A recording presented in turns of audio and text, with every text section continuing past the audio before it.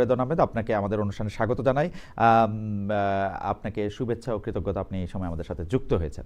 আমাদের সাথে আরও থাকছেন সিরাজগঞ্জ ৬ আসনে এনসিপির মনোনীত প্রার্থী এবং দলটির কেন্দ্রীয় কমিটির যুগ্ম সদস্য সচিব জনাব এস এম সাইফ মুস্তাফিজ। আপনি আমাদের সাথে যুক্ত হয়েছেন, আপনার এই ব্যস্ত সময় আমাদেরকে সময় দিয়েছেন, সেই জন্য আমাদের শুভেচ্ছা ও কৃতজ্ঞতা জানবেন।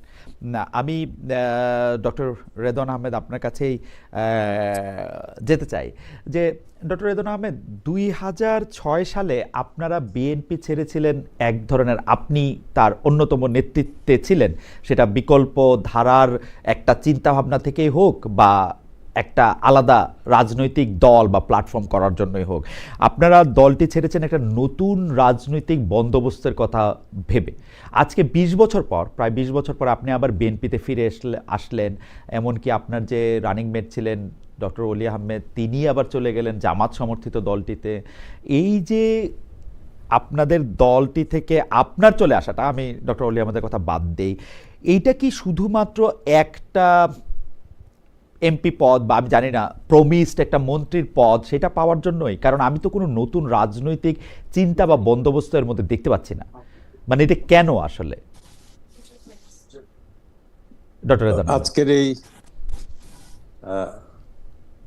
আজকের এই আলোচনায় আপনাকে এবং আপনার মাধ্যমে দর্শক শ্রোতা বিন্দুকে সালাম জানাই, ধন্যবাদ জানাই। আপনার নিশ্চয়ই খেয়াল আছে ২০০৬ সনের ২৬শে অক্টোবরে মরহুম জনাব বদরুদ্দোজা চৌধুরী, কর্নেল অলি আহমেদ, সাবেক স্পিকার রাজ্জাক আলী সহ আমরা অনেক এমপি এবং মন্ত্রীরা সেই দিন লিবারেল ডেমোক্রেটিক পার্টি গঠন করেছিলাম। কি কারণে করেছি, কি অবস্থাতে, কিসের পরিপ্রেক্ষিতে করেছি, সেই বিষয়ে ইতিপূর্বে অনেকেই এই ব্যাপারে তাদের ধারাবাহিক উত্তর দিয়েছেন। তো আমি আপনাকে একটা এমপি হওয়ার জন্য বা আপনার মন্ত্রী হওয়ার জন্য আমি লিবারেল ডেমোক্রেটিক পার্টি ছাড়ি নাই। কর্নেল অলি আহমেদ এবং আমি দুইজন একসাথেই জেট ফোর্সে যুদ্ধ করেছি এবং আমি কর্নেল অলি আহমেদের কোম্পানিতে আমি প্ল্যাটুন কমান্ডার ছিলাম, স্টুডেন্ট প্ল্যাটুন কমান্ডার ছিলাম যুদ্ধকালীন সময়ে। তো এই সম্পর্কে আপনার তিনিও বহুবার বলেছেন, আমাকে উনি অনেক স্নেহ করতেন। তখন আমি ছাত্র ছিলাম, ছাত্র প্ল্যাটুনকে নেতৃত্ব দিয়েছি। তো অনেকগুলো বিষয় যখন আমরা খোলামেলা আলোচনা করি, কারণ আমার বয়স এখন ৭৪, আমি 1979-এ বাংলাদেশের কনিষ্ঠতম সংসদ সদস্যের মধ্যে একজন ছিলাম। তো দল গঠন করেছি, দল গঠন করতে গিয়েও অনেক কাঠখড়ি পোড়াতে হয়েছে। তো আপনার কতগুলো বিষয় আমাকে কর্নেল অলি সাহেব প্রেসিডিয়াম বৈঠকে বসে দায়িত্ব দিয়েছিলেন, এই দায়িত্বগুলো আমি যথাযথভাবে পালন করতে চেষ্টা করেছি। এবং যেহেতু আমরা ২০১২ সন থেকে বিএনপি জোটের সাথে ছিলাম এবং ২০১৮-তে জোট আমাদেরকে ৫টি জায়গাতে নির্বাচন করার জন্য, সংসদ সদস্য প্রতিদ্বন্দ্বিতা করার জন্য দিয়েছিলেন। তো আমরা ৫ জনই সেই সময় আপনার ২০১৮ নির্বাচনের খবর তো আপনি জানেন, দিনের ভোট রাতে হয়েছে। সেই সময় আমরা নির্বাচনে প্রতিযোগিতা এবং প্রতিদ্বন্দ্বিতা করার জন্য মাঠে ছিলাম। তারপরে আপনার একটা পর্যায়ে এসে যখন ফ্রন্ট ভেঙে দেওয়া হলো, যুগপৎ আন্দোলনেও আমরা বিএনপির সাথে ছিলাম। তো ইতিমধ্যে জনাব তারেক রহমান সাহেব একটা ঘোষণা দিলেন যে যুগপৎ আন্দোলন বা আন্দোলনে যারা শরিক ছিল, স্বৈরাচার বিরোধী আন্দোলনে শরিকদের মধ্য থেকে তিনি একটা জাতীয় সরকার গঠন করবেন এবং এর আলোকেই সবার সাথে আলাপ আলোচনা করে যারা তাদের সাথে সম্পৃক্ত ছিল তাদের মধ্য থেকে যারা যোগ্য প্রার্থী নির্বাচনে বিজয়ী হতে পারবে এমন সব ব্যক্তিবর্গকে তারেক রহমান সাহেব মনোনয়ন দেওয়ার জন্য নীতিগতভাবে সিদ্ধান্ত নেন। তারপরে আমিও ২-১ দফা তারেক রহমান সাহেবের সাথে আলোচনা করেছি।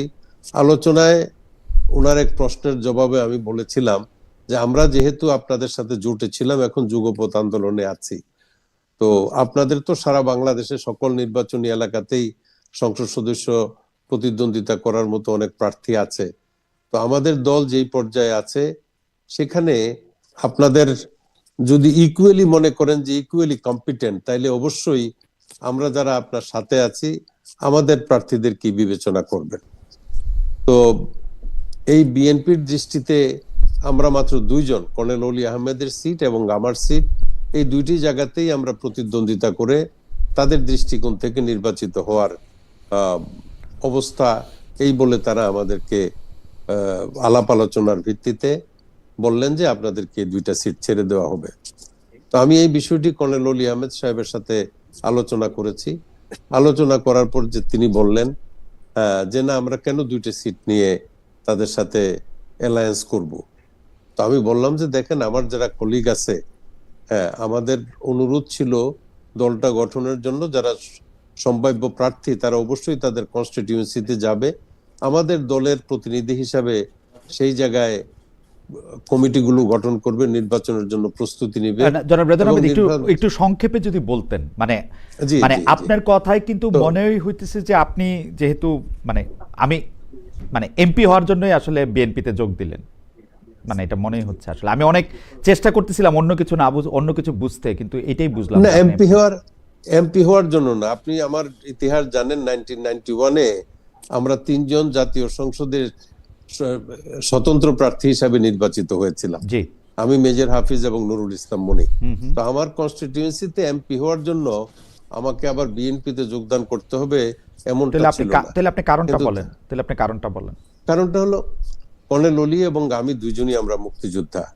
ওই সময় 2006 সনে দল গঠনের পেছনে একটা বড় কারণ ছিল যে বিএনপি জামাত ইসলামের সাথে ফ্রন্ট করে 2001-এ নির্বাচন করেছিলেন।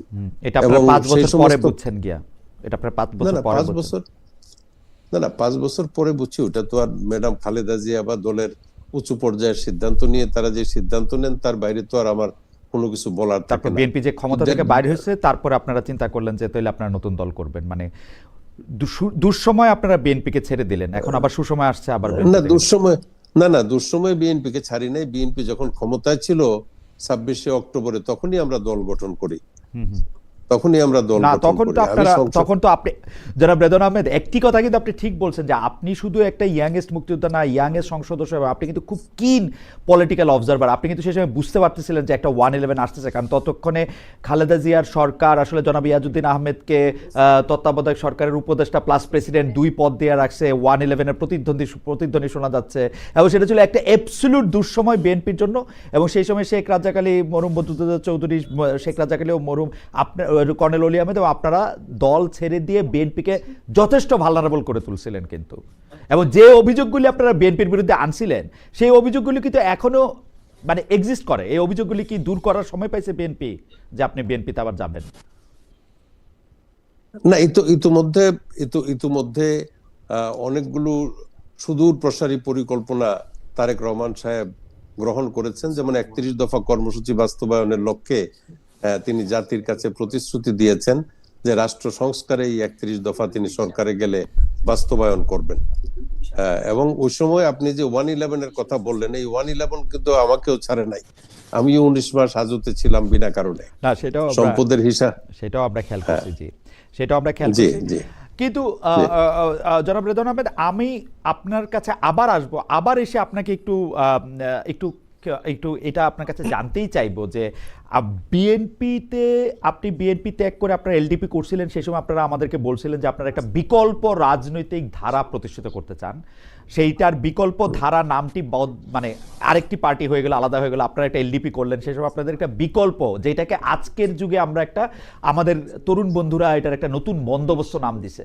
আপনারা কি এমন পরিবর্তন বিএনপিতে দেখলেন যে আপনাদের এখন আবার বিএনপিতে ফিরে যেতে হলো? বা আপনি যে বলতেছিলেন বিএনপির সাথে আপনারা জোটে সবসময় ছিলেন, 2012-তে কি পরিবর্তন বিএনপি আপনাদের প্রতিশ্রুতি করছিল, বা 2026-এ এসে কি পরিবর্তনের ফলে আপনি আজকে ধানের শীষ নিয়ে আবার নির্বাচন করতে যাচ্ছেন, সেটা আমাদেরকে যদি আবার একটু পরিষ্কার করেন। আমরা একটু জনাব সাইফ মুস্তাফিজের কাছে একটু যাই।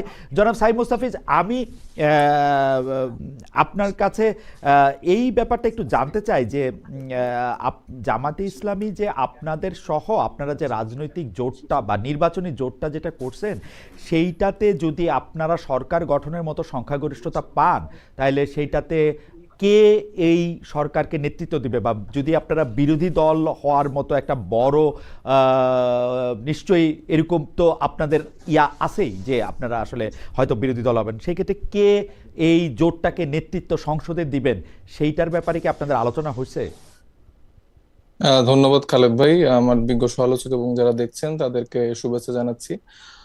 দেখেন, আমাদের যেই জোটের মানে আসনগুলো নিয়ে আলাপ আলোচনা চলছে এবং সম্ভাব্য প্রধানমন্ত্রী বা বিরোধী দলীয় নেতা যদি হয় সেটা কে হতে পারে সেটা নিয়ে এখনো আসলে আলাপ আলোচনা চলছে। আসলে কার কতটুকু মেরিট আছে অথবা কে কতটুকু আসলে যোগ্যতা সম্পন্ন নেতৃত্ব দানের ক্ষেত্রে, সেই জায়গা থেকে আসলে 11 দলের মধ্যেই এখন আলোচনা চলছে। তো এখন আসলে ফাইনালি সেই ডিসিশনে আমাদের জোট থেকে আসা হয়নি এখন। এইটা যে আপনি যে যোগ্যতার কথা বলতেছিলেন, এটার কোনো পেরিমিটার নির্ধারণ করা হয়েছে? যেমন ধরেন আপনারা 47টা আসনে প্রার্থী দিয়েছেন, আমরা মানে পত্রপত্রিকায় পড়ছি, আপনাদের নেতৃবৃন্দের মুখেও শুনছি যে 30-35টা আসনের ব্যাপারে জামাত ইসলামের সঙ্গে আপনাদের সমঝোতা রয়েছে। অনেক বড় নেতা, জামাত ইসলামী ছাড়াও এখানে আমরা অনেক বড় বড় নেতৃবৃন্দের আপনাদের জোটে দেখতে পাচ্ছি। কর্নেল অলি আহমেদ আছেন, আরও আরও আরও আরও অনেকেই আছেন, আসম আব্দুর রবের স্ত্রী আছেন এখানে। তো আমরা চরমনাইয়ের তো সেক্ষেত্রে মানে এই পেরিমিটারটা কি হবে, যে আপনারা কে এই জোটটাকে নেতৃত্ব দেবেন, সেটার যোগ্যতাটার পেরিমিটারটা আসলে কি হবে? হ্যাঁ, সেটার আলাদা এরকম করে কোনো পেরিমিটার নেই যে আসলে আলাদা কোনো কোয়ালিফিকেশন। ব্যাপারটা হচ্ছে যে দীর্ঘ লাস্ট 17 বছর ধরে যারা রাজপথের আন্দোলন করে আসছে এবং এই জুলাই গণ অভ্যুত্থানে যারা নেতৃত্ব দিয়েছে এবং সামনের বাংলাদেশপন্থী যারা রাজনীতি আমরা করতে চাচ্ছি অথবা সংস্কারের প্রশ্নে আমরা সেই জায়গা থেকেই তো মূলত এই জোটটা করা। এবং সেই জায়গা থেকে যে দলের প্রধানরা যারা আছেন তাদের সমন্বয়ে আসলে সেই সিদ্ধান্তটি আমরা নিব। এটার জন্য আলাদা কোনো ক্রাইটেরিয়া সেট করা হয়নি যে আসলে এই অমুক দল 40টার উপরে যদি সিট পায় তাহলে সেই দল থেকে প্রধানমন্ত্রী হবেন বা বিরোধী দলের নেতা হবেন। এরকম কোনো ক্রাইটেরিয়া এখনো আমাদের মধ্যে এরকম কোনো সেট করা হয়নি। আচ্ছা, আমি এটাকে একটু অন্যভাবে প্রশ্ন করি, যে আপনারা এটাকে আদর্শিক জোট নয় নির্বাচনী সমঝোতা বলছেন, যেটা আদর্শিক, কিন্তু আদর্শিক জোট বা আদর্শিক জোট না করে, মানে আদর্শের মিল না থাকে কি নির্বাচনী সমঝোতা আসলে করা সম্ভব? মানে আপনার সাথে যার আদর্শের মিল নাই তার সাথে কি আপনি আসলে নির্বাচনী সমঝোতা কখনো করবেন? নির্বাচনী সমঝোতা কি আসলে আদর্শ থেকে নিচে নাকি আদর্শ থেকে উপরে?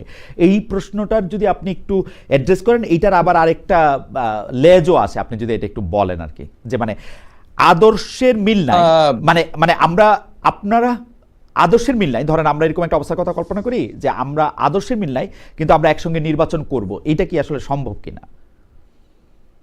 এটা সম্ভব। মানে প্রিভিয়াস যদি আমি হিস্ট্রি দেখি সেখানে আসলে আওয়ামী লীগের সাথে আমরা জামাতের জোট দেখতে পেয়েছি, আবার বিএনপির সাথে আওয়ামী লীগের সাথে জামাতের জোট দেখতে পান নাই, আসলে আওয়ামী লীগ জামাতের সাথে কখনো জোট করে নাই। মানে তারা একসাথে তো ইলেকশনের জায়গা বা তারা যুগপৎ আন্দোলন সেই 90-এর সময় থেকে শুরু করে, অথবা আমি যদি বিএনপির উদাহরণটাই দিই, বিএনপিরা তো আসলে 4 দলীয় জোটে আসলে একসাথে তারা ক্ষমতায় এসছে। তো সেই জায়গা থেকে তো তাদের যে আদর্শিক জায়গা সেটা তো কেউ কারোটা সাবস্ক্রাইব করেনি। মানে জামাতের আদর্শটা তো বিএনপি সাবস্ক্রাইব করেনি, আবার বিএনপির আদর্শ তো জামাত সাবস্ক্রাইব করেনি দেখেই আসলে এখন 17 বছর পর এসেও তারা দুই মেরুতে দাঁড়িয়ে রাজনীতি করছেন এবং তাদের নিজস্ব আইডিওলজি দিয়ে তারা রাজনীতিটা করার চেষ্টা করছেন।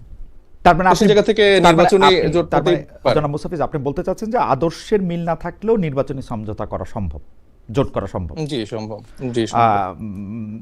তো সেক্ষেত্রে আমাদের প্রশ্ন হচ্ছে, আপনারা যদি কোনো একটা নির্বাচনী ইশতেহার প্রকাশ করেন বা প্রচার করেন, সেই ক্ষেত্রে আপনারা কি জোটগতভাবে অভিন্ন ইশতেহার জানাবেন, নাকি নির্বাচনে আপনাদের জোট জয়ী হলে কোন আদর্শে, মানে যেহেতু আপনাদের মধ্যে আদর্শিক জোট নাই, কোন ইশতেহারে আসলে বাংলাদেশের মানুষ পরিচালিত হবে সেটি কি ঠিক আছে, যেহেতু এটা আপনাদের আদর্শিক জোট না? কারণ কতগুলো বিষয় আমরা ধরে রাখছি যে আপনারা খুবই বিপরীতমূলক অবস্থানে আছেন, ধরি যদি আমরা, তো সেইটা কি জনগণ এটা কিভাবে মানে এটা বুঝবে যে আপনারা আসলে কিভাবে সরকার পরিচালনা করবেন বা কিভাবে সংসদে প্রতিনিধিত্ব করবেন?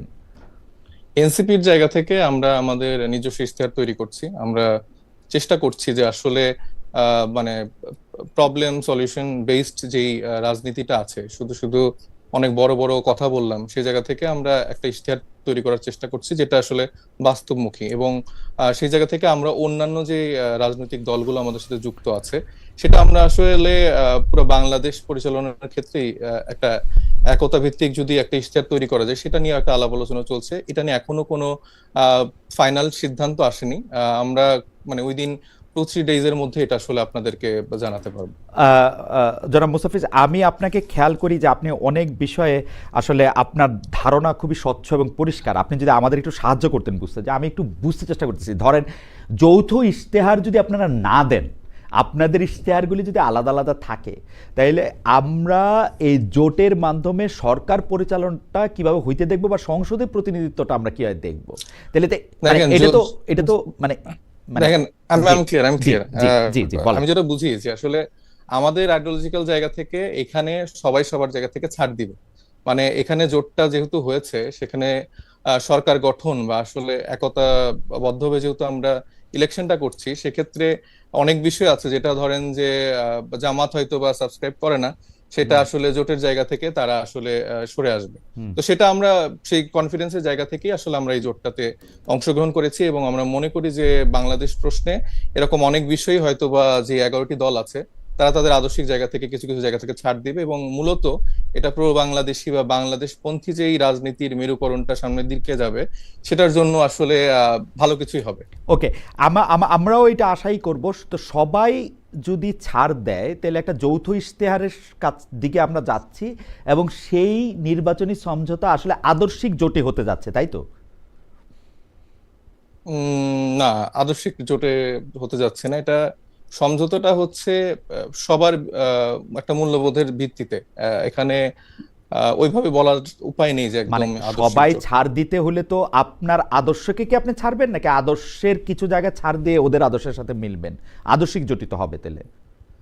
হ্যাঁ, মানে এটা আমার আমার বা অন্যান্য যেসব রাজনৈতিক দলগুলো আছে, প্রত্যেকের জায়গা থেকে মূলত বাংলাদেশের আদর্শের ভিত্তিতে আসলে আমরা জোটের জায়গাটা বা ছাড় দেওয়ার জায়গাটা, নিরীক্ষার জায়গাটা দেখবো। ওকে, ফেয়ার এনাফ। আমি একটু জনাব রেদওয়ান আহমেদ আপনার কাছে একটু যেতে চাই। ডক্টর রেদওয়ান আহমেদ, একটু দর্শকদের বলি যে ডক্টর রেদওয়ান আহমেদ হচ্ছেন মানে আমার নানাবাড়ি যে জায়গার, সেই জায়গার উনি এমপি ছিলেন, এমপি পদে প্রতিদ্বন্দ্বিতা করেছেন অনেকবার, উনি আপনাদের জানালেন অনুসারে। সেই জন্য আমি উনার ইলেকশন ক্যাম্পেইনটার সঙ্গে আমি পরিচিত। আমার আত্মীয় স্বজন ওখানে থাকেন, উনি নির্বাচনে যেসব প্রতিশ্রুতি দেন বা যেসব কাজ করবেন বলে বলেন, সেটার সাথে এটা পরিচিত। কিন্তু আমার প্রশ্ন হচ্ছে ডক্টর আহমেদ, আমি যে প্রশ্নটা আপনাকে আগে করছিলাম যে এমপি হওয়াটা কত প্রয়োজন এবং এমপির সিটটা আপনার দরকার, সেজন্য আপনি বিএনপির সাথে মিলতেছেন, কেন আমি প্রশ্ন করতেছি? আপনার কিছু প্রতিশ্রুত কাজ আছে, এবং আমরা দেখেছি অনেক সময় এমপি না হলে সেগুলি করা সম্ভব হয় না। বাংলাদেশের রাজনীতি বা সমাজে আমরা যেটা দেখি, সেটা একটা ক্ষমতা কাঠামোর রাজনীতি। আপনি আপনার বহু বক্তৃতায় সেই ক্ষমতা কাঠামোর রাজনীতি থেকে বেরিয়ে আসার কথা বলছেন, কিন্তু আবার আমরা দেখি বেশিরভাগ সময় সেই ক্ষমতা কাঠামোর রাজনীতিতেই আমরা বলয়ভুক্ত হতে দেখি। আসলে কি বাংলাদেশের রাজনীতিতে এই ক্ষমতা কাঠামোর বাইরে দাঁড়িয়ে কোনো কিছু করা সম্ভব না? এই তো মানে আমরা ডক্টর রেদওয়ান আহমেদের মানে বর্ণাঢ্য এবং বিপুল রাজনৈতিক জীবন থেকে এই শিক্ষাই তো নিব যে শেষ পর্যন্ত গিয়ে আমাদের আসলে বিএনপি, আওয়ামী লীগ, জামাত, জাতীয় পার্টিই করতে হবে। না, আসলে আপনি ইতিপূর্বে আমাকে একটা প্রশ্ন করেছিলেন যে আমি কর্নেল অলি আহমেদ সাহেবের লিবারেল ডেমোক্রেটিক পার্টি ছেড়ে আমি কেন বিএনপিতে আসলাম। রাইট। হ্যাঁ, আপনি কর্নেল অলি আহমেদ সাহেবের কনফেশনাল একটা স্টেটমেন্ট পড়েছেন।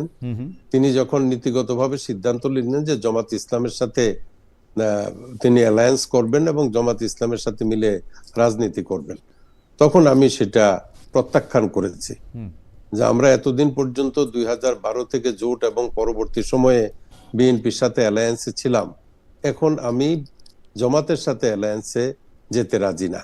তারপরে জামাতের বিরুদ্ধে আমার কিছু অভিযোগও আছে। 5ই আগস্টের পর থেকে তাদের দলের অনেক নেতাই অনেক রকম কথা বলেছেন, 71 মুছে ফেলবেন, এবং এই 24শে জুলাই অগাস্টের আন্দোলন হলো দ্বিতীয় স্বাধীনতা, এই জাতীয় অনেকগুলো বিষয়ের সাথে আমার মনে হয় আমি একটু দ্বিমত করি ডক্টর আহমেদ। জামায়াত 71 মুছে ফেলবে, এটা তাদের অফিসিয়াল স্টেটমেন্ট আমি দেখি নাই কখনো। না, এখন তাদের বলতে অনেক নেতৃবৃন্দরাই বিভিন্ন ভাবে বলেছেন। এটা সৈয়দ আব্দুল্লাহ তাহের সাহেব বলেছেন 71 মুছে ফেলবে। 71 মুছে ফেলবেন। হ্যাঁ, তারপরে সেটার আমি প্রতিবাদ করেছি। তারপরে আরেকটা জিনিস আপনি যে আমাকে প্রশ্ন করেছিলেন, যে এই বিএনপিতে আমি যোগদান করেছি, শুধু জামাত ইসলামের সাথে তিনি অ্যালায়েন্সে যাবেন, আমারও কারো না কারোর সাথে মিলে নির্বাচন করতে হবে, যেহেতু আমি নির্বাচন করি। এবং আপনার প্রশ্নেও আপনি বলেছেন যে অনেকগুলো প্রতিশ্রুতি আমার বাস্তবায়নের জন্য, আমি যে প্রতিশ্রুতিগুলো এলাকাবাসীকে আমার রাজনৈতিক জীবনে দিয়েছি সেইগুলো বাস্তবায়নের জন্য আসলেই ক্ষমতার ধারে কাছে থাকা প্রয়োজন।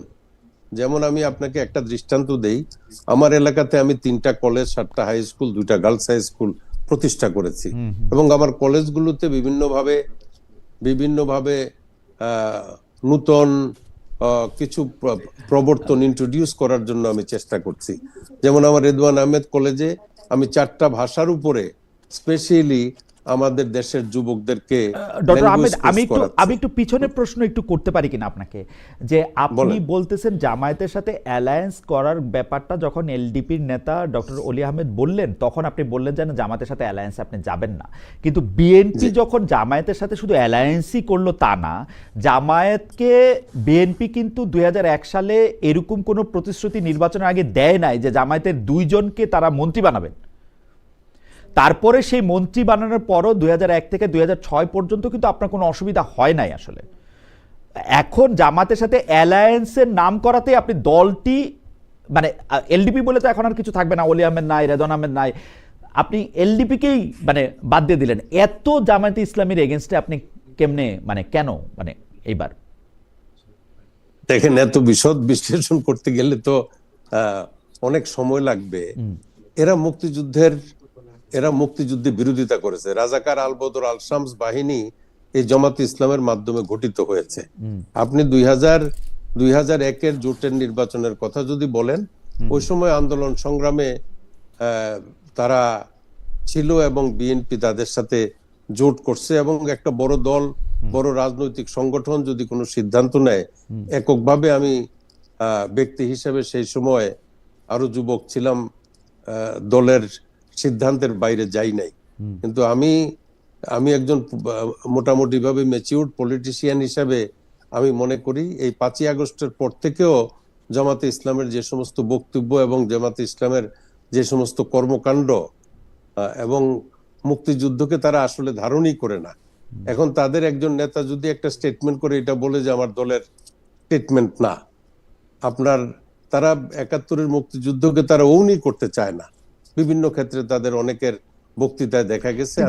কিন্তু আমি এই ব্যাপারটা ঠিক বুঝি না ডক্টর আহমেদ, কারণ ডক্টর আব্দুল্লাহ তাহের, আমি যখন ডয়েচে ভেলেতে ছিলাম আওয়ামী লীগ সরকারের আমলে, উনি আমাকে যে ইন্টারভিউ দিয়েছিলেন সেখানে কিন্তু তিনি বলেছিলেন যে মুক্তিযুদ্ধ শুধু ধারণই করে তা না, জামাতে ইসলামী তার পরিবারেও অনেক মুক্তিযোদ্ধা রয়েছে এবং তিনিও ছোটবেলায় মুক্তিযুদ্ধকে সাপোর্ট করেছেন। এখন এইটা পলিটিক্যাল বক্তব্য না দলীয় অবস্থান, সেটা তো দলের ভাষণ থেকে আমাদের এটা বুঝতে হবে। দলের ভাষণে তো আমরা এরকম দেখি নাই যে মুক্তিযুদ্ধকে ওন না করতে, তাহলে তার ওলি আহমেদ সাহেব নিশ্চয়ই যাইতেন না ওই দলে। এখন সেই প্রশ্নের উত্তর তো ওলি আহমেদ সাহেব দিতে পারবেন, এরা কি মুক্তিযুদ্ধকে ওন পরীক্ষা করে না। আমরা কি ওনাদের জোট সঙ্গী এনসিপির নেতা আছেন, তার কাছে একটু জানতে চাইবো যে জামায়াত এর এই অবস্থান তারাও চোখে দেখেন কিনা যে জামায়াত আসলে মুক্তিযুদ্ধকে ওন করেন না। যদি 2-1 বাক্য বলতেন মুস্তাফিজ। আমি আবার আসবো আপনার কাছে মূল প্রশ্ন নিয়ে, ডক্টর আহমেদকে একটু পজ দিয়ে আপনার কাছে একটু যদি বলতেন, আপনি ওইরকম মনে করেন কিনা? না, আমি মনে করি না সেরকম। আসলে মূলত আমাদের জেনারেশনের যারা জামাত সাপোর্ট করে বা জামাতের রাজনীতি করছেন বা শিবিরে আছেন, তারা আসলে মুক্তিযুদ্ধকে ওন করে। এবং ডক্টর তাহেরের বক্তব্যটা আপনি শুনেছেন কিনা? ডক্টর তাহের কিন্তু কাছাকাছি বক্তব্য দিয়েছেন এরকম, যে 71-কে মুছে 24-কে সামনে কাছাকাছি বক্তব্য দিয়েছেন। এই বক্তব্যটি আমি শুনিনি, এই বক্তব্যটি আমার জানা নেই উনি এটা বলেছেন কিনা। বলে থাকলে এটা আসলে খুবই দুঃখজনক, এবং সেটা আসলে তাহলে তো আসলে আমাদের বাংলাদেশের মুক্তিযুদ্ধের বিপরীত একটা অবস্থান নিচ্ছে। কিন্তু আমি যতটুকু দেখেছি যে ওনাদের সিনিয়র লিডাররা আসলে তাদের যে প্রিভিয়াস যে অবস্থান ছিল সেটা নিয়ে আসলে বেশ বিব্রত অবস্থায় তারা থাকেন, এবং তারা বিভিন্ন সময় এটা বলেছেন যে আসলে তারা তাদের সেটা ভুল ছিল, অথবা তারা আসলে মুক্তিযুদ্ধকে সেভাবে ধারণ করেন। এটাই ওকে, আমি আসলে দেখেছি। পরিষ্কার। ডক্টর আহমেদ, আপনি কন্টিনিউ করবেন। আমি শুধু আপনাকে একটু মনে করে দিতে চাই যে আপনি যে আসনে নির্বাচন করছেন সেই আসনে যারা গত 17 বছর বিএনপি রাজনীতি করেছেন তারা আপনাকে কেন মানবেন সেটাও যদি আপনি একটু বলেন। আপনাকে মনোনয়ন দেওয়ার প্রতিবাদে স্থানীয় বিএনপি নেতাকর্মীরা কাফনের কাপড় পরেও কর্মসূচি দিয়েছিল, আপনি নিশ্চয়ই জানা আছে। মানে আসলে তো মানে মানে আপনি তো আসলে বিএনপি রাজনীতিটা গত 17 বছর করেন নাই, মানে এখন আইসা বিএনপি রাজনীতি করার এটা কি কঠিন, সহজ নাকি বাস্তব, সেইটাও যদি একটু বলেন।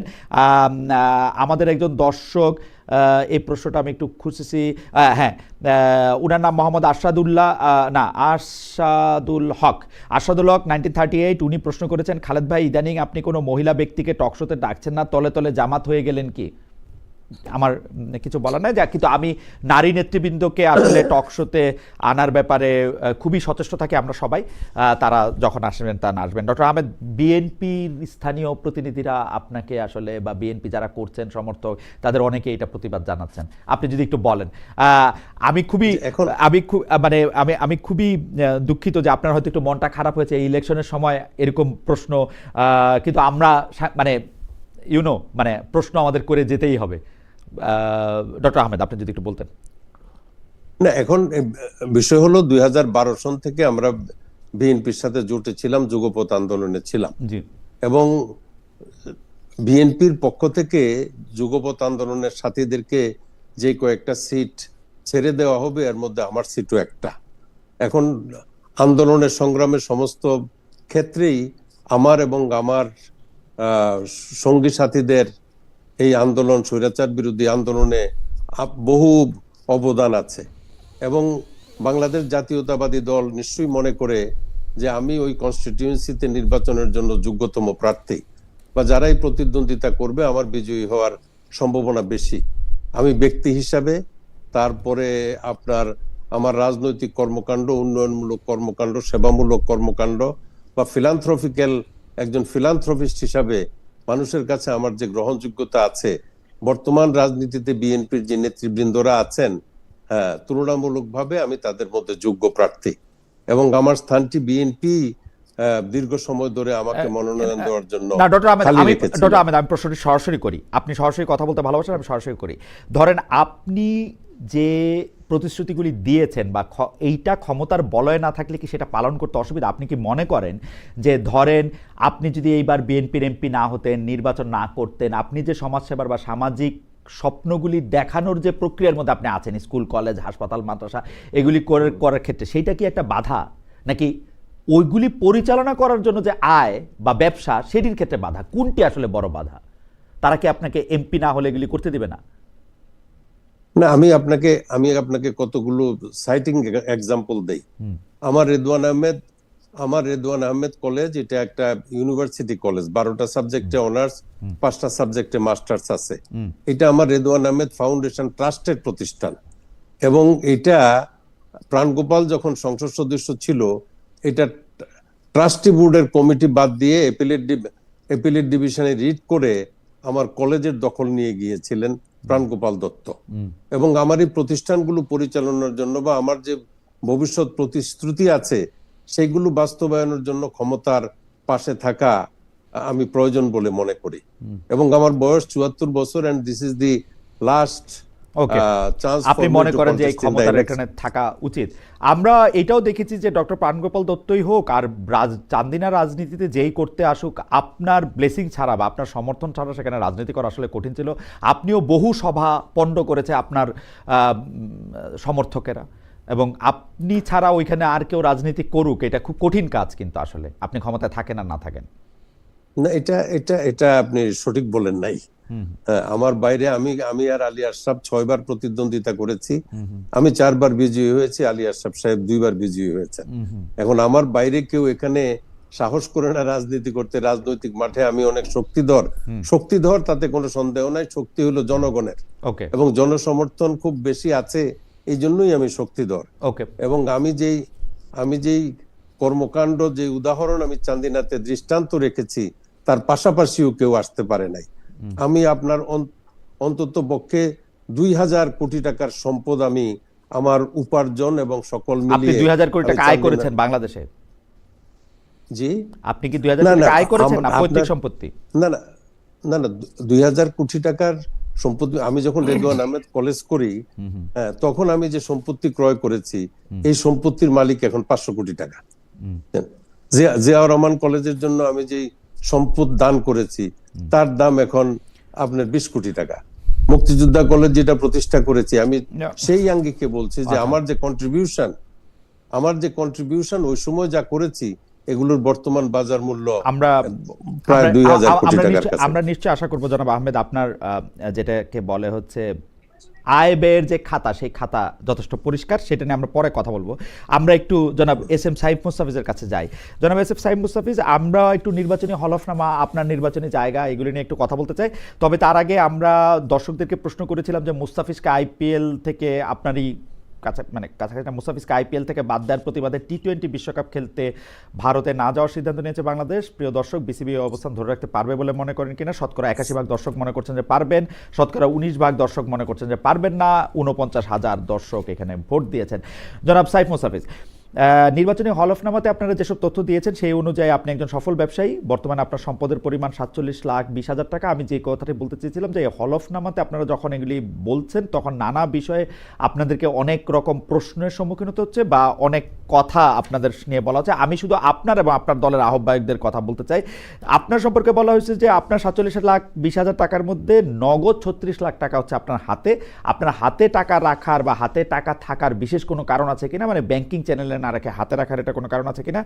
আর আমরা দেখছি যে আপনাদের দলের যে নেতা, সেই পরামর্শক জনাব নাহিদ, তার আয় বছরে মানে আহ্বায়ক, তিনি পরামর্শক হিসেবে বছরে 16 লাখ টাকা আয় করছেন। আমি আপনাদের কাছে যে প্রশ্নটা করতে চাই, যেহেতু আপনারা নতুন রাজনৈতিক বন্দোবস্তের কথা বলেছিলেন, এই নেতা নেত্রীদের আয় ব্যয় তদারকে এনসিপি থেকে কোনো কিছু করা হচ্ছে কিনা? দলীয় নেতাদের হলফনামার তথ্যাবলী আপনাদের দল থেকে আসলে পরীক্ষা করা হচ্ছে কিনা, যে মানে আপনারা এটা রাইট ওয়েতে নাকি রং ওয়েতে এটা নিচ্ছেন? আপনার থেকে যদি শুরু করি, আপনার 36 লাখ টাকা হাতে আছে, তার কোনো বিশেষ কারণ আছে কিনা? জনাব নাহিদ ইসলাম সরকারের উপদেষ্টা ছিলেন, ছেড়ে দিয়ে এটা করেছেন, পরামর্শক হিসাবে তিনি বছরে 16 লাখ টাকা আয় করছেন। এই ব্যাপারটিও আসলে ঠিক মানে আমরা বিশ্বাস করতে পারবো কিনা, বা এটার সাপেক্ষে আপনারা কোনো প্রশ্ন করেছেন কিনা আপনাদের দলের নেতাকে? জনাব সাইফ মুস্তাফিজ। হ্যাঁ, ধন্যবাদ আপনাকে প্রশ্নের জন্য। জি। দেখেন, আমি ব্যক্তিগতভাবে আমার ফ্যামিলি বিজনেস আছে গার্মেন্টসের, সেটা 1999 সাল থেকে।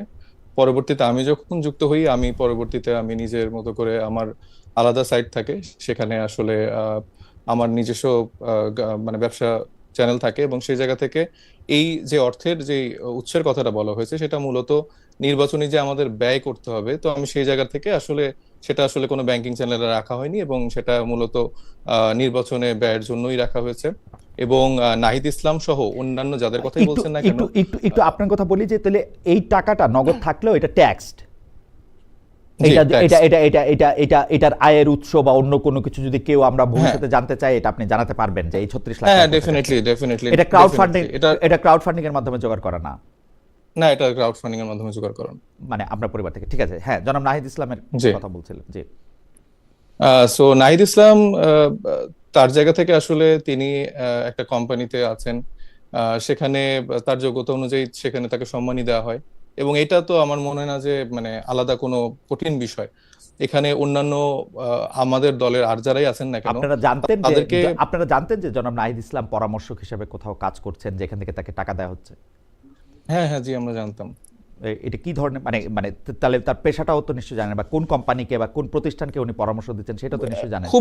খুব ডিটেইলে আমি জানি না। আমি জানি যে উনি একটা কোম্পানিতে পরামর্শক হিসেবে আছেন, এবং আমাদের দলের আপনি জানেন যে আমাদের মোটামুটি 80% প্রফেশনাল মানুষজনই আমাদের সাথে দলে যুক্ত, এবং যারা আসলে স্টুডেন্ট থেকে নতুন ভাবে আমাদের দলে যুক্ত হয়েছেন, আমাদের দলের যারা বিভিন্ন ব্যবসা বাণিজ্যের সাথে যুক্ত ছিল, তারা অনেকের প্রতিষ্ঠান থেকে চেষ্টা করেছে তাদেরকে আসলে কোনো জব বা কোনোভাবে ফ্যাসিলিটেট করতে পারে কিনা, কারণ আমাদের যে ট্রেডিশনাল পলিটিক্স সেখানে শুধুমাত্র আমাদের রাজনীতিবিদদের পেশা থাকে রাজনীতি।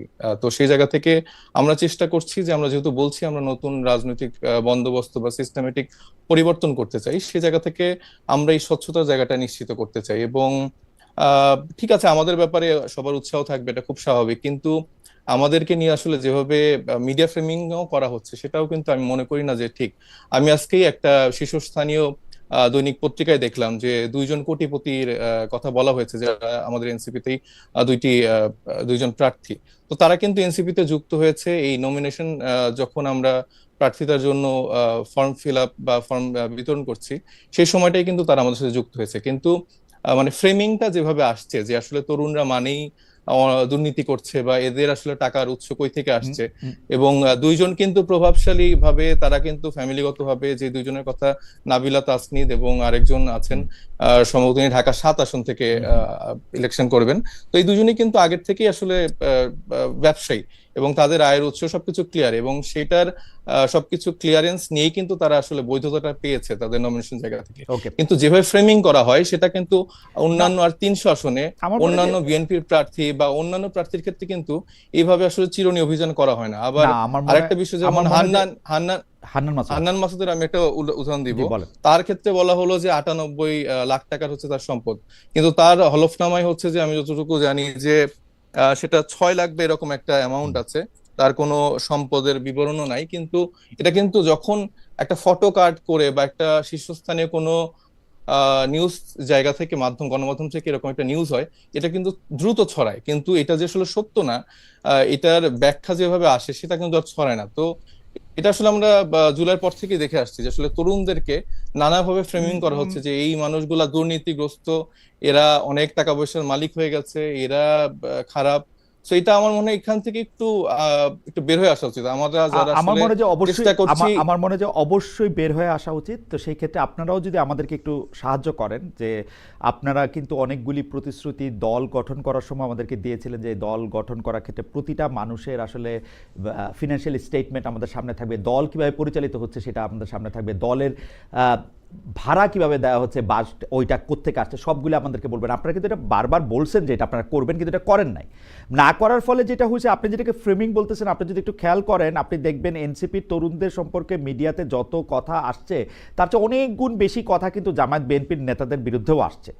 কিন্তু আপনারা যেহেতু এই সময় আমাদের নেতৃত্ব দিয়েছেন, নেতার মধ্যে ছিলেন, সেহেতু আপনাদের খবরগুলি নিয়ে আলোচনা বা কথা হয়তো বেশি হয়েছে। একজন রেদওয়ান আহমেদের থেকেও হয়তো নাহিদ ইসলাম বা সাইফ মুস্তাফিজের ব্যাপারে বেশি আলোচনা হয়েছে, কারণ আপনারা সামনে ছিলেন। কিন্তু আপনারা কি সবকিছু আমাদেরকে পরিষ্কার করেছেন? যেমন আপনি দেখেন, আমি ছোট্ট করে একটু বলি, নাহিদ ইসলাম সাহেব একটা পার্টির চিফ, উনি একটা কোম্পানির বা একটা প্রতিষ্ঠানের পরামর্শক। আমরা এখন পর্যন্ত, আপনি তার দলের লোক তা জানেন না, আমি একজন সাংবাদিক তা জানি না, উনি কোন কোম্পানির পরামর্শক। এটা কি হওয়া ঠিক হইল আসলে? না, এটা কি জনসমক্ষে বলে বেড়ানোর মতো যে আপনি কোথাও চাকরি করলে আপনি বলবেন না? এটা কি আপনাকে আমার জানানোর দায়বদ্ধতা আছে? আপনি তো দলের চিফ, আপনি তো দলের একজন শীর্ষ নেতা, আপনি তো সংসদ সদস্য পদে দাঁড়াচ্ছেন, সংসদ সদস্য পদে দাঁড়াচ্ছেন, আপনি বলবেন না আমাকে? আমার যে ব্যবসা প্রতিষ্ঠান আছে এটা আমি কেন সবাইকে জানাতে যাব? মানে আপনি আয়ের উৎস আমাকে বলবেন না? আপনাকে আমি কেন আমার আয়ের উৎস জানাতে যাব? কারণ হচ্ছে যে আপনি একটা পাবলিক অফিস হোল্ড করবেন, আয়ের উৎস তো বলবেন। দেখেন, আমরা যখন বিএনপি আওয়ামী লীগের নেতৃবৃন্দকে জানতে চাইছি তখনও একইভাবে তারা বলছে আপনাকে কেন জানাবো? যেখানে আমার জানানোর দরকার, সেখানে তো আমি জানাচ্ছি। কোথায় জানানোর দরকার? এই যে আমার নির্বাচনের জন্য যেহেতু আমার যে হলফনামা বা ইশতেহারগুলো, মানে নামটা লিখতেছেন, আপনি শুধু এইটা বলতে ডিটেইল বলতেছেন না, কিন্তু আপনি শুধু বলতেছেন পরামর্শক হিসেবে আমি এই টাকা আয় করছি। আমার মনে হয় না যে সাংবাদিক আপনাদেরকে আমার প্রত্যেকটা ইনফরমেশন জানানোর জায়গা আছে। আপনি এটা মনে করছেন যে এটা মানে নাহিদ ইসলাম ব্যক্তিগতভাবে দলের চিফের এটা জানানোর দরকার নাই? কি করছে এটা আসলে আমার মনে হয় এটা আসলে মানে আপনাদেরকে জানানোর প্রয়োজনীয়তা আছে। আমাদের যদি মনে করে যে সে আসলে জানাতে চায়, সে জানাতে পারে, যতটুকু জানানোর দরকার সে ততটুকু জানাতে পারে। ওকে, মানে আপনি মনে করছেন যে এটা জানানো তার দরকার নাই। আচ্ছা, হাউএভার আমি একটু জনাব রেদওয়ান আহমেদ, কিন্তু আমরা যে কমিটমেন্টটা দিয়েছি যে আমাদের দলীয় আয় খরচ, ব্যয়ের যে আয় ব্যয়, স্বচ্ছতার রাইট জায়গাটা রাইট। নিশ্চিত করা হুম। বা কিভাবে অফিস চলছে, সেটা আমরা কমিটমেন্টটা আমরা ফুলফিল করতে চাই। এটা এটা কিন্তু এতদিন আমরা বলেছি, আমরা এটা এতদিন এরকম এতদিন তো না করতে না না, এটা পারছেন তো না কেন? এটা আপনারা আমাদের ওয়েবসাইটে দেখতে পারেন কাইন্ডলি। আমরা কিন্তু বলেছি যে বাৎসরিক ভাবে হুম হুম। আমরা অডিট করে আসলে প্রত্যেকটা রিপোর্ট আপনাদেরকে জানাবো। তো সেটা এখন আমাদের দলের বয়স 1 বছর হয়নি। সো এই কমিটমেন্ট আমাদের সবসময় থাকবে। আপনার সাথে আমার যদি কথা হয়ে থাকে, হুম। এটা আপনি আমাকে বছর শেষে জিজ্ঞেস করবেন। বছর শেষে জিজ্ঞেস করলে আপনারা বলবেন যে আপনারা এই বাসা ভাড়াটা কোত্থেকে দিয়েছেন, এই টাকাটা কোত্থেকে না, এসেছে, ডেফিনেটলি প্রত্যেকটা বা ব্যাখ্যা কোন আছে খাত আমাদের থেকে কাছে, আমরা কোথা থেকে। কত টাকা হ্যাঁ পেয়েছেন, হ্যাঁ হ্যাঁ, সেগুলি কোন খাত থেকে ডেফিনেটলি কত টাকা ডেফিনেটলি। পেয়েছেন এটা আপনারা জি জি বলবেন। জি জি, আমরা এটা চেষ্টা করছি। ডক্টর রেদওয়ান আহমেদ, আমরা কি এই একই রকম প্রশ্ন বিএনপির ক্ষেত্রেও করতে পারবো? কারণ একই মানে প্রায় একই উত্তর আমি গত 5 বছর, 10 বছর, 15 বছর, আমার সাংবাদিকতার বয়স প্রায় 29 বছর হলো, সেই ক্ষেত্রে প্রায় একই ধরনের উত্তর আমি আসলে আমাদের পলিটিক্যাল লিডারদের কাছেও পাই। কিরকম আমি আপনাকে বলি, যেমন আওয়ামী লীগের একজন লিডার একটা হলফনামাতে দেখা গেল যে তার গত বছরের তুলনায় তার 100 কোটি টাকা তার সম্পদ বাড়ছে, হলফনামাতে লেখা। তো বলছে যে আপনারা তো দেওয়ার দরকার নেই, আমরা তো হলফনামায় দিয়ে দিছি। তো হলফনামাতে পেশা দেখতে পাচ্ছি যে মাছ ধরতেন উনি। গত 5-7 বছরে আমি অনেকবার, 10 বছরে, 2 বছরে, 1 বছরে, গত 1.5 বছরে আমি অনেকবার জানতে চেয়েছি যে আপনাদের দলের যে শীর্ষ নেতা আছেন জনাব তারেক রহমান, তার আয়ের উৎস কি আসলে। তিনি তো আমি উত্তরটা কিন্তু এরকমই পাইছি, আপনাকে তো সেটা আমার জানানোর দরকার নাই। আমি আপনার কাছে একটু প্রশ্ন করব যে পলিটিক্যাল লিডারদের আয়ের উৎস কি আমাদেরকে জানানো দরকার আছে? মানে এটা কি ইয়ার মধ্যে পড়ে? কারণ আমরা দেখছি আন্তর্জাতিকভাবে সাংবাদিকরা এই প্রশ্ন করে পলিটিক্যাল লিডারদের, পলিটিক্যাল লিডার আবার এটা বলেও, বলার আগেও আসলে এটা প্রকাশ করে, যেহেতু তারা পাবলিক অফিস হোল্ড করে তারা এটা বলে। আপনার কি মনে হয় ডক্টর রেদওয়ান আহমেদ, আমি কি জিজ্ঞেস করতে পারি যে আপনি আসলে কি করেন, আপনার পেশা কি, আপনার আয়ের উৎস কি, গত 17 বছর আপনি কি করছেন, 20 বছর কি করছেন? আমি 20 বছর না, আমি আপনি হয়তো জানার কথা, আমি বিজিএম এর প্রেসিডেন্ট ছিলাম 1993 থেকে 97 পর্যন্ত। গার্মেন্টস এক্সপোর্ট আমার মূল ব্যবসা, এবং 82 সন থেকেই আমি গার্মেন্টস ব্যবসা করি। এবং এই গার্মেন্টস ব্যবসা করে আমার লভ্যাংশ থেকে বিভিন্ন জায়গাতে আমি জায়গা সম্পত্তি ক্রয় করেছি। মনে করেন 88 বা 90 সনে যে জায়গার প্রতি 6% দাম ছিল 15,000 টাকা, এটা এখন প্রতি শতক কিছু কিছু ক্ষেত্রে আপনার 5 লক্ষ টাকা, 7 লক্ষ টাকা হয়ে গেছে। তো এখানে আমার চান্দিনার বিভিন্ন জায়গাতে, পৌর অঞ্চল, আমার গ্রাম এবং অন্যান্য জায়গায় আমি আমার কোম্পানির নামে এবং নিজ নামে বা ছেলে মেয়েদের উপার্জন আপনি তো থেকে যে শুধু জায়গা জায়গা ক্রয় সম্পত্তি, করেছেন, এটা তো আর বিক্রি করেন না, এবং এটা অনেকটাই পারসিভড না মূল্য, আপনি বিক্রি, যত যত না না মূল্য বিক্রি বিক্রি বিক্রিও বিক্রি করেছি, বিক্রি বিক্রিও করেছি, করছেন। হ্যাঁ বিক্রি করছি, সো বিক্রি আপনার করছি, জি সো আপনার আয় ব্যয় খাতা একদম পরিষ্কার। একদম একদম পরিষ্কার। এই একই কথা কি আপনার দলের শীর্ষ নেতা সম্পর্কে আপনি বলতে পারেন, জনাব তারেক দলের রহমান শীর্ষ সম্পর্কে? নেতার উত্তর জনাব তারেক রহমানের উত্তর তিনি দিতে পারবেন। আমাদের কি এটা আমি জানার বলতে অধিকার পারবো না। আছে? আমাদের কি এটা জানার অধিকার আছে যে উনি কিভাবে হ্যাঁ, আয় ব্যয়? ওইটা ওইটা ওইটা ওনার সাথে কথা বললে উনি সেটার উত্তর দিবেন, আপনি ওনার কি মনে প্রশ্নের করেন? উত্তর তো আমি দিতে পারবো না। আপনি কি মনে করেন যে আমরা এটা জানতে চাইতে পারি কিনা? নিশ্চয়ই নিশ্চয়ই, ওনার উপার্জন কোত্থেকে, কিভাবে কার- কার- উনি উপার্জন করেন, কার- কিভাবে পরিবার চলে, কার কাছে ওটার উত্তর ওনারটা উনি দিতে পারবেন। কার কাছে জানতে চাইবো তাহলে এটা? ওনার সাথে কথা বলেন। উনার সাথে তো কথা বলা আপনি যাচ্ছে যদি- না, আমি গত 5 বছর ধরে চেষ্টা করতেছি, উনি তো আমার সাথে কথা বলছেন না। তো সেই প্রশ্নের জবাব তো আমি দিতে পারবো না। ওকে, আমারটা আপনি জিজ্ঞেস করছেন, আপনি আমারটা বলছেন যে জিজ্ঞেস করছেন। আপনারটা পুরোপুরি ক্লিয়ার। তো রাজনীতিটা আপনি মানে আপনার জন্য রাজনীতি হান্টিং গ্রাউন্ড না, আপনি রাজনীতি থেকে আসলে টাকা বানানোর জন্য রাজনীতিতে আসেন নাই। এবং লোক তাই, জনগণও তাই মনে করে। জনগণ মানে যারা আপনাকে সমর্থন করে তারা, আবার আপনার বিপরীতে যারা আছে না তারা না, তো আমার বিপরীতে যারা আছে তারা তো আমাকে কোনোভাবেই বহু চেষ্টা করছে। অ্যান্টি কারাপশনে মামলা হয়েছে, ফেস করছি, 111 অ্যারেস্ট হয়েছে, ফেস করছি, জামিনে আসছি। আপনার একটা ঠুনকো মামলায় 3 বছরের সাজা দিছে, বেকসুর খালাস পাইছি। সুতরাং আমার বিরুদ্ধে কোনো অভিযোগ প্রমাণ করতে পারে নাই। সুতরাং এবং পলিটিক্স আপনার জন্য টাকা বানানোর কোনো ইয়া না। ঠিক আছে, থ্যাংক ইউ। মেশিন না, জি। Thank you. জনাব সাইদ মুস্তাফিজ, সরকারের উপদেষ্টা পদ ছেড়ে এলেও শেষ পর্যন্ত নির্বাচন করছেন না 2 উপদেষ্টা, জনাব মাহফুজ আলম, জনাব আসিফ মোহাম্মদ সজীব ভুঁইয়া, যারা জুলাই আন্দোলনে এত বড় সাহসী ভূমিকায় ছিলেন, তারা ভোট থেকে দূরে থাকছেন। এই বিষয়টি কিভাবে দেখছেন? মাহফুজ আলম এনসিপিতেও যোগ দেননি, জনাব আসিফ মাহমুদ সজীব ভূঁইয়া আপনাদের নির্বাচন পরিচালনা কমিটির প্রধান, তিনি আজ প্রশাসন, গোয়েন্দা সংস্থা সবার বিরুদ্ধে পক্ষপাতিত্বের অভিযোগ এনেছেন। আপনার কাছে কি মনে হয়, মানে এই দুটো বিষয়ে যদি একটু আলোচনা করেন, তারা আসলে এনসিপিতে একজন যোগ দেন, একজন যোগ দিচ্ছেন কিন্তু নির্বাচনে অংশগ্রহণ করতেছে না, প্রশাসন, গোয়েন্দা সংস্থা সবার বিরুদ্ধে পক্ষপাতিত্বের অভিযোগ আনছেন। আপনার কাছে কি মনে হয় যে এই অবস্থায় ডক্টর ইউনূস কি আসলে ইউনূস সরকার কি একটি ভালো নির্বাচন করতে পারবে?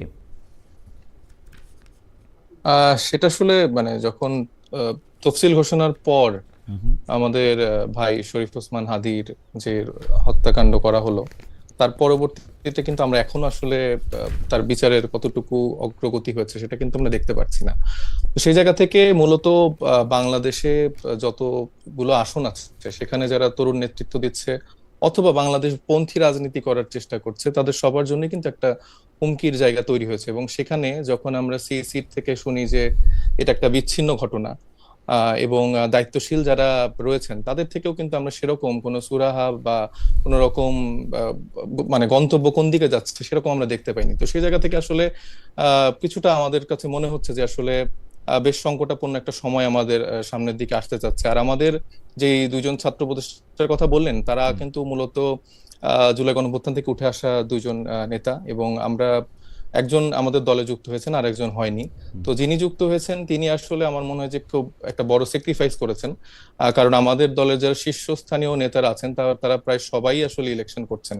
তো ইলেকশন যে কমিটিটা আসলে কাজ করার কথা, সেখানেও সেরকম কোনো লিডার নেই। তো তিনি আসলে দায়িত্ব নিয়েছেন যে নির্বাচন পরিচালনা কমিটির দায়িত্বটা তিনি নিয়েছেন, এবং তার আন্ডারে আজকে 7টি সেল কাজ করবে। তো মোটামুটি তিনি তার জায়গাটা আসলে স্যাক্রিফাইস করেছেন দলের জন্য। তো সেটাকে আমি সাধুবাদ জানাতে চাই। আর মোটা দাগে বর্তমানে আমরা যখন কালকেই আমি একটা ঘটনা দেখলাম যে প্রার্থীর যে বৈধতার যে ঘোষণাগুলো দেওয়া হচ্ছিল ডিসি অফিসে, সেখানে বিএনপির এক প্রার্থীর নাম যখন ঘোষণা করা হলো যে তার প্রার্থীটা বৈধ, সেখানে একজন পুলিশ অফিসার হাতে তালি দিয়ে উঠছেন। তো এটা আসলে শুধু একটা ঘটনা না, এটা আসলে এতদিন আমাদের প্রশাসন বা পুলিশের জায়গাটা যেরকম একটা গোপালগঞ্জের দিকে একটা মক্কা ছিল, এখন হঠাৎ করে সেই মক্কাটা আমরা দেখছি বগুড়ার দিকে চলে যাচ্ছে। এবং অনেকেই আসলে আমরা আবিষ্কার করতে পারছি, তারা পরিচয় দিচ্ছে যে তাদের বাড়ি গোপালগঞ্জ, অথবা তারা আসলে কোনো না কোনো সময় ছাত্রদল বা বিএনপি রাজনীতির সাথে যুক্ত ছিল। মানে বগুড়া বোধহয় বলতে চাইছেন আপনি, মানে গোপালগঞ্জ তো আওয়ামী লীগের সময় বলতো। জি হ্যাঁ, সেটা বললাম যে আগে যে মক্কা ছিল গোপালগঞ্জ, এখন সেটা আসলে বগুড়ার দিকে চলে গিয়েছে। জি জি। তো সেটা আসলে আমাদের জন্য আচ্ছা, এই ব্যাপারটা আপনি তুলেছেন, এটা ডক্টর রেদওয়ান আহমেদ জবাব দিবেন যে আসলে প্রশাসনকে তিনি বিএনপি বা জামায়াতের দেখতেছেন কিনা, ডক্টর ইউনূস একটা করবেন কিনা, আমরা যাচ্ছি তার কাছে। কিন্তু আপনি যেহেতু নির্বাচন পরিচালনা কমিটির কথা বললেন, বড় একটি স্যাক্রিফাইসের কথা বললেন সাবেক উপদেষ্টা জনাব আসিফ মাহমুদ সজীব ভূঁইয়ার, কিন্তু জামায়াতের সঙ্গে আপনাদের জোট করা বিষয়টি মানতে না পেরে আপনাদের সামনের সারির নেতানেত্রীরা, যাদের মধ্যে নির্বাচন পরিচালনা কমিটি যিনি করতেন ডক্টর তাসনিম জান্নাত, তিনিও আছেন, ডক্টর তাজনিমা জাবিন সহ অন্যান্য আরও 6 জন নারী নেত্রী আছেন, এরকম কেন্দ্রীয় কমিটির অন্তত 10 জন এরকম পদত্যাগ করছেন। এটা আসলে দলের একটা বিশাল ভাঙন। জামাতে ইসলামের সাথে জোট করা, আপনাদের পরীক্ষিত নেতা নেত্রীদের নির্বাচনে অংশগ্রহণ করা বা দল থেকে চলে যাওয়া, এদের মধ্যে থেকে কেউ কেউ আবার দল থেকে চলে যান নাই, যেমন সামান্তা শারমিনকে আমরা জানি যে তিনি আসলে দল থেকে চলে যান নাই, তিনি দলেই আছেন। তো কিন্তু এইটা আপনারা কেন মেনে নিলেন? আপনি যদি দেখেন যে জুলাইয়ের যে যোদ্ধাদের একজন আমরা যাদেরকে দেখেছি, জনাব আব্দুল কাদের, গণতান্ত্রিক ছাত্র সংসদের সাবেক আহ্বায়ক, তিনি বলছেন যে এনসিপি জামাতের সাথে জোট বাঁধতেছে, এর একটা কারণ হচ্ছে এনসিপিকে নির্বাচনী খরচ দেওয়া হবে 1.5 কোটি টাকা প্রতি প্রার্থীকে।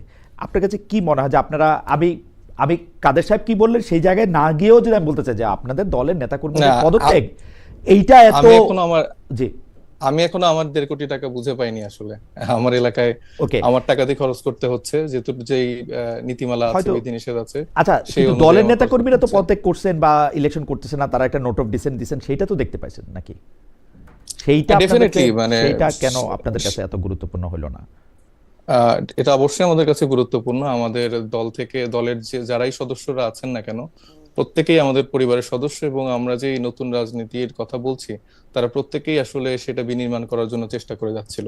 এবং মোটা দাগে আসলে সবার একটাই চাওয়া ছিল যে এনসিপি আসলে 300 আসনে স্বতন্ত্রভাবে ইলেকশনটা করবে, তো এটা এরকম না যে একদম আমি খুবই এনটি বিএনপি বা এনটি জামাত, এই সেন্টিমেন্টের থেকেও বড় ব্যাপারটা ছিল যে আসলে সবাই মূলত এনসিপি রাজনীতিটা করতে যাচ্ছিল। সেখানে আসলে নতুন কোনো জোটে যে আসলে 40টা সিট বা 50টা সিটের আলোকে রাজনীতিটা না করে মেবি আমার সেখানে আসলে জামানত হারিয়ে যাবে, কিন্তু আমরা চাচ্ছিলাম যে আমরা এই ফাইটটা করতে। কিন্তু দেখেন শরীফ ওসমান হাদির এই ঘটনার পরে আসলে সিনারিও অনেক ক্ষেত্রে চেঞ্জ হয়ে যায়। আমরা আসলে বিভিন্ন জায়গা থেকে আমাদের যারা লিডার আছেন তারা কিন্তু অনেক জায়গা থেকে থ্রেট পাচ্ছেন। আমি ইভেন আমিও অনেক জায়গা থেকে অনেক সময় থ্রেট পাই। এবং আপনি জানেন যে মানে ঢাকার বাইরের যে ইলেকশনের প্রেক্ষাপট, সেখানে লাস্ট 3 ডেজেই আসলে সেখানকার পরিপ্রেক্ষিতে সিচুয়েশন অনেক চেঞ্জ হয়ে যায়। সেখানকার পোলিং এজেন্ট দেয়া থেকে শুরু করে যেই বিশাল একটা বন্দোবস্তের একটা জায়গা থাকে, সেটা কিন্তু এনসিপির এই 8 মাস বা 1 বছর আসলে করে তোলা সম্ভব হয়নি কারণ যেই পরিবর্তিত রাজনীতির রূপরেখা আমরা দিতে চেয়েছিলাম বা আমরা সে কাজটা করতে চেয়েছিলাম, সেটা আসলে মোটা দাগে আমাদের মুরব্বী যারা রাজনীতিবিদরা আছেন তাদের সেই সাহায্যটা আমরা পাইনি, বরঞ্চ আমরা প্রতি পদক্ষেপে প্রতিটা পরিবর্তনের ক্ষেত্রে আমরা বাধাগ্রস্ত হয়েছি। সিম্পলি দেখেন যে নির্বাচন কমিশন সংস্কারের বিভিন্ন আলাপ আলোচনা ছিল, সেখানে আসলে একটাও সংস্কারের মুখ আমরা দেখতে পাইনি। জনাব সাইফ মাসুদ, একটু একটু করে বুঝি যে আপনি আসলে আপনারা সবাই আসলে এনসিপি রাজনীতিটা করতে চেয়েছিলেন এবং সেইটা কিন্তু আপনারা বারবার বলেছেন। আপনারা 1480 সামথিং নমিনেশন পেপার মানে বিক্রি করেছেন, অনেক উৎসাহ নিয়ে সারা বাংলাদেশে আপনারা সফর করেছেন, সারা বাংলাদেশের মানুষও আপনাদেরকে প্রচুর উৎসাহ দেখিয়েছে। আপনাদের দলের নেতা জনাব নাসিরউদ্দিন পাটোয়ারি আপনারা কোনো জোট করবেন এরকম একটা খবরের ভিত্তিতে প্রথম আলোর বা সম্পাদক আমার যদ্দূর মনে পড়ে এসে দলের মনোনয়নপত্র কিনতে বলেছিলেন। আপনারা আপনাদের লড়াইটা করতে চেয়েছিলেন। আপনারা বলছেন 12 ডিসেম্বর জনাব হাদির গুলিটা হওয়ার পরে এইটার পরে আপনারা থ্রেট বিবেচনায় আপনারা একটা দল করার কথা ভাবলেন। এখন এই যে জোট করাটা, এটা কি আপনাকে থ্রেটের এগেনস্টে প্রোটেকশন দেওয়ার জন্য আপনারা এটা বেছে নিলেন? মানে আপনারা মনে করলেন যে থ্রেটটা 3 দিন 4 দিন আগে হবে, এটা প্রোটেকশনটা পেতে আপনারা জামাতে ইসলামীকে বেছে নিলেন? এখানে যে শুধুমাত্র থ্রেট মানে এই থ্রেট সেটা না, এটা এখানে যে সংস্কারের যে আলাপটা আছে সেখানে আমরা দেখেছি যে মোটা দাগে আসলে বিএনপি থেকে মানে অনেক সংস্কারের আলাপটা তো সারাক্ষণই ছিল, July, August, September, October, November, December. মানে এই জোট করার ক্ষেত্রে কিন্তু পরিবর্তনটা আসলো হচ্ছে জনাব হাদি গুলি খাওয়ার পর, এবং এইটা হইলো থ্রেটের প্রসঙ্গটা আপনি আনলেন। সেই ক্ষেত্রে আমি বলতে চাইতেছি যে এখন জামাত ইসলামের সাথে রাজনীতি করার ফলে কি আপনারা প্রোটেকশন বা প্রোটেক্টেড অনুভব করতেছেন? না, এখানে তো শুধু জামাত ইসলামী বাংলাদেশ না, এখানে আরো 11টি দল আছে। তো 11টি দলের সাথে জোটের ক্ষেত্রে একতা পোষণ করার জায়গাটা এটা একটি বড় কারণ। এর পাশাপাশি সংস্কার আছে, বিচার প্রশ্ন আছে, যেগুলো আসলে অন্য কোনো জায়গা থেকে আমরা সেই কমিটমেন্টটা পাচ্ছিলাম না। এবং আমাদের যে একক যে পথ, সেটা বেশ চ্যালেঞ্জিং হচ্ছিল, কারণ এখানে অন্যান্য রাজনৈতিক দলগুলো আসলে সেভাবে স্ট্যান্ড গুলো নিচ্ছিল না। আপনি জুলাই সনদের বাস্তবায়নের রূপরেখা বলেন বা জুলাই ঘোষণাপত্র বলেন, বা রিসেন্টলি আমরা দেখতে পাচ্ছি যে জুলাইয়ের যারা সম্মুখ সারির কিছু তরুণ নেতারা আছেন তাদেরকে ডিবি তুলে নিয়ে যাচ্ছে বা তাদেরকে মিথ্যা মামলায় হয়রানি করা হচ্ছে। তো আসলে এই আমাদের তরুণদের যে প্রোটেকশনের জায়গাটা, সেটা আসলে না আমি দেখছি আসলে যারা সরকারে আছেন তারা সেভাবে চিন্তা করছেন, কারণ তাদের এখন মুখ্য বিষয় গিয়েছে তারেক রহমানকে কিভাবে আসলে বিশাল আর্মি বাহিনী দিয়ে প্রোটেকশন দেওয়া যায়। আপনাদের পরীক্ষিত নেতা নেত্রীরা যারা জুলাই আন্দোলনেও সামনের দিকে ছিলেন, খুব উৎসাহ করে নির্বাচনও করতে এসেছিলেন, তারা বিষয়টি বুঝতে পারলেন না কেন? মানে তাদের কাছে কোথায় ব্যাপারটা, মানে এটা ব্যাপারটা হয়েছে কি, খুব শর্ট টাইমে তো এই ডিসিশন গুলো হয়েছে। এটা ওই দিন দেখা যাচ্ছে 3-4 ডেজ এর মধ্যে হয়েছে, এবং এখানে আমাদের একটা ইসি বডিতে এটা আলাপ আলোচনা হয়েছে। কিন্তু সবার সাথে যেভাবে আলাপ আলোচনা হওয়া দরকার ছিল, সেখানে আমার মনে হয় যে কিছুটা ঘাটতি ছিল।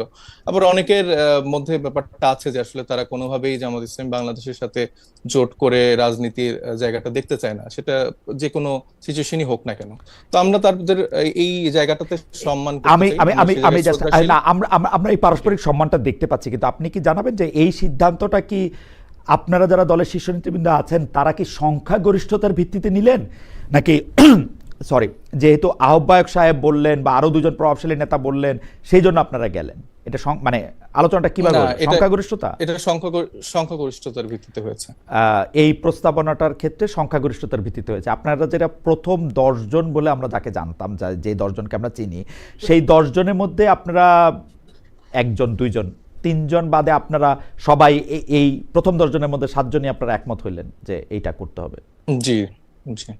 ওকে, জনাব রেদওয়ান আহমেদ, ডক্টর ইউনূসের সরকার একটা নিরপেক্ষ নির্বাচন করতে পারবে কিনা এই প্রশ্নটা বেশ জোরে সোরে উত্থাপিত হচ্ছে এই কারণে যে মানে সবখানেই যেন মনে হচ্ছে ডক্টর আহমেদ, আপনি নিশ্চয়ই খেয়াল করেছেন, সবখানে মনেই হচ্ছে বিএনপি ক্ষমতা এসেই পড়েছে, জনাব তারেক রহমান প্রধানমন্ত্রী হয়েই গিয়েছেন, মিডিয়া থেকে শুরু করে বাকি সবগুলি জায়গায় এমনকি প্রশাসনে এবং অন্যান্য জায়গায়ও আসলে এইটার পদধ্বনি আমরা অনেক বেশি শুনতে পাচ্ছি।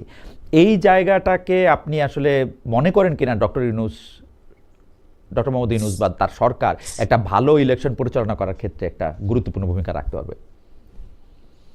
না, আমি মনে করি ডক্টর ইউনূস যে কমিটমেন্ট, উনি একটা অবাধ, সুষ্ঠু, নিরপেক্ষ নির্বাচন সংগঠন করবেন এবং একটা উৎসবমুখর অবস্থাতে এই নির্বাচন পরিচালিত হবে।